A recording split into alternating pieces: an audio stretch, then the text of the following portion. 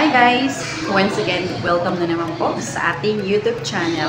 So ito na naman po ang yung Shine na Siya Vlogs. So for today's content, dahil nagbablog naman tayo, i-share ko rin sa inyo yung aking mga experience pagdating sa pagbablog.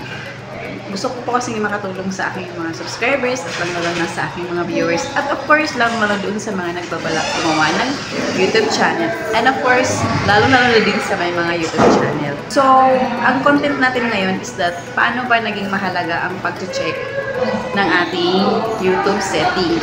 So, guys, mahalaga po talaga ang pag-check time to time ng ating YouTube settings para ito po ay maging updated. Maging updated ang ating YouTube channel sa lahat ng mga policies ni YouTube.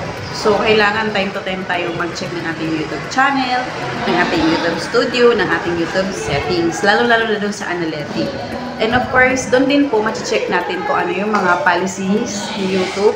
At of course, kung meron tayong mga nalabag sa YouTube policy or sa community, lalo-lalo na doon sa copyright claim. Doon po din natin kasi makikita kung meron tayong nalabag claim and copyright strike. So, I suggest doon sa mga nagbabalak or merong YouTube channel, I suggest na lagi nyo i-check ang inyong mga YouTube settings and of course, ang inyong mga YouTube studio.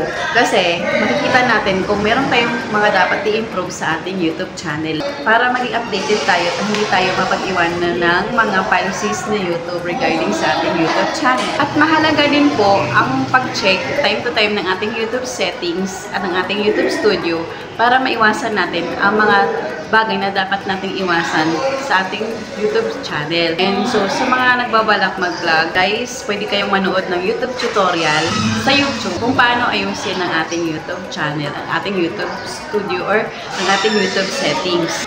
Mahalaga po talaga na maging maagap tayo sa pag-ayos ng ating YouTube settings, lalo-lalo na sa ating YouTube studio, para maiwasan natin ang mga violations sa ating YouTube channel. Sana may natutunan naman po kayo today. I-share na siya once again na naniniwala sa kasabihan na kung kaya ko, I'm sure kakayanin mo rin. Don't forget to hit the notification bell para kayo updated sa aking panibagong videos na i-upload. Thank you so much guys!